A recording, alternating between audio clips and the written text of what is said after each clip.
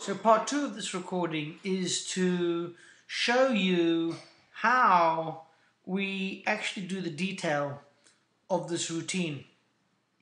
So the first thing we need to do is bring this back here and then start zooming in on the fine detail so that it becomes clearer as to how this actually. Okay, so what happens is that you've got your two elements that are always the same, and that is your standard deviation is set to 2 and your 21 bars is set, the distance which measures this distance over here from here to here is 21 bars, okay? Those are given. So remember that the train, I'm going to call this the SDE Xpress, the train. And the only time we were ever interested in getting in or out of a position excuse me, is when the train comes into a horizontal position. Now, in this particular case, it is pretty close to near perfectly horizontal, but often it'll be like that or it'll be like that. So we always take the last position in the prevailing trend. So if it's coming down, we take the last position that is downward, and then that's a new direction. That is the same as the old. So we pause right there and say, okay, this is where we stop. Now we have to remember that the linear regression calculates from the end point and works its way backwards like that, okay, in that direction. The point is that we have to come to the point in time where this line that I just drawn right here is the only time that we can even consider entering or exiting a position. Because every time prior to that line, the linear regression express, the SDE Xpress, standard deviation express, is at an angle. Only at that time does it become flat. The very next bar, it comes up. So this is the point we are in. At that point, the first thing what we have to do is we have to extend the linear regression curve channel to the right. And what it does is tell us, okay, when the train comes in and parks at a station which is level, we have to stop and let time unfold. And in this case, we would assume that we come in at this time right here, and the train comes in like this and then stops. Okay, there's the stop. So from the next point on, any time that we get 2, and I repeat 2 closes above this line right there, we enter the trade. So here we go. We're going to move 1 bar at a time. There is no close above the line.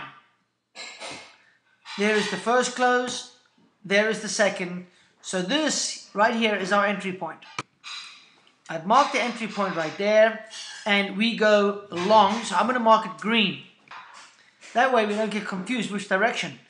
Now the first thing I'm going to let you know is that if the trade goes in the wrong direction, we need a stop. Our stop is the linear regression line itself, which means that this breakout is actually not really a breakout. It's actually reverting back to the mean, which what this line is. So that's our stop. So what we do is we keep that line and we will draw a horizontal line right there, making that our stop line.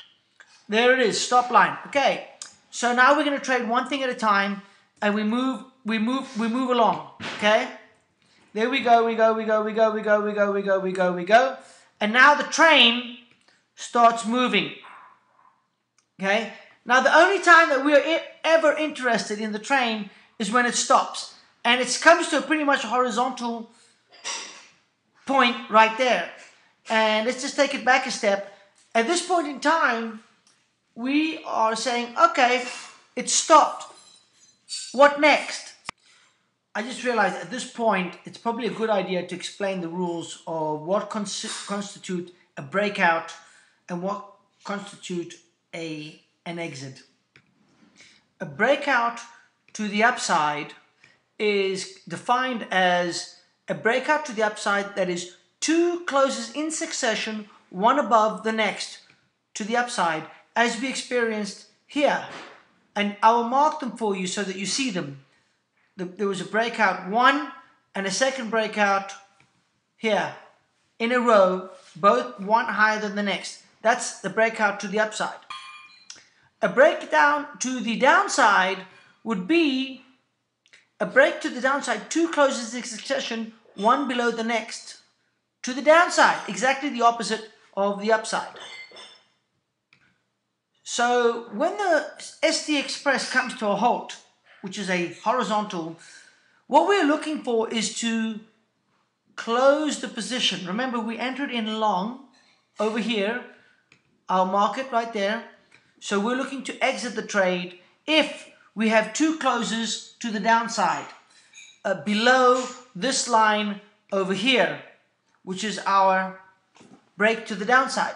So we move along and we have a cross. In fact, we have two crosses below that, but none of them, this is the first close, and the second close, whilst below, is still higher than the previous close, so it doesn't qualify as a break to the downside, two closes in succession. This is two closes in succession, one higher than the previous one, not lower.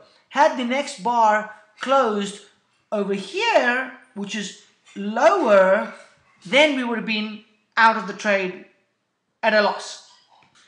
So we continue to move and look for two closes lower. And here we have another, in fact, we have three incidences where the line has been crossed. 1, 2, and 3. And in fact, we also have our original stop line touched over here as well. I'll mark that here. And the reason why that does not count is because we need a close below the stop line. Again, we're always talking about closes. So that doesn't count, and we continue. The trend moves up. So does the train. Up we go. Until the next time we see a horizontal, let's keep to the train. And it looks like the train stops there. So we move along and find out where does this train stop, and there's the first close below, there's the second close below. That is an exit signal. First close and second close, we're out. This is our trade. We got in over here and we get out over here, and that is green for good. Now, the moment we have that, we actually have a reverse trade. So not only do we have to get out, we have to get in to the downside. So let's mark this one as red. And now we move our stop line to the downside above. That's our stop. Let me just go back and find out my drawings. Okay, so there's my stop line right over here. Let me mark it for you. There's the stop line right there. And anytime we touch a close below that line, we get out, so long as it is before a break to the upside of the next ST flat level. So the train moves, down she goes, and down she goes. Remember, she's always 21 bars. Oops, this time she's 11. Let's move it back. I moved the wrong one. She's always 21 bars, and only when does she get flat do we have any interest. And she turns flat there. Now, once she turns flat there, what we're looking for moving forward is two closes to the upside. Remember, we're heading down, so we want two closes to the upside to get out. And that is the only time we get out, two closes to the upside. And right here, all we have so far is one cross above, but it's not a close above. So, and then there we have another close above right there, but that doesn't interest us because we need two. Okay, so we continue down and the train continues,